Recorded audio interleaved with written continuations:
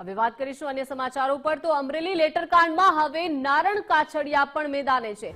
Senior નેતા કાછડિયાનો narco ટેસ્ટનો ખુલ્લો પડકાર।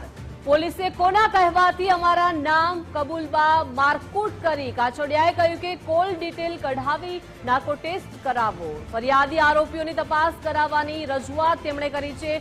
મનીષ વગાસિયાની કબૂલાત બાદ કાછડિયાનો પડકાર। દિલીપ સંઘાણીની વાત સાથે નારણ કાછડિયાની સહમતિ પત્ર કોણે લખાવ્યો તે શોધવા માટે ખુલ્લો પડકાર ફેંક્યો છે।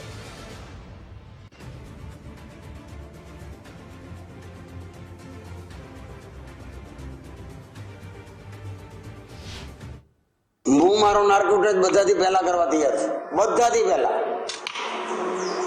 આમાં કોઈ સવાલ નથી જે આ છેલ્લા 1 મહિનો ને 5-7 દિવસથી આ લેટરકાંડ હાલે છે।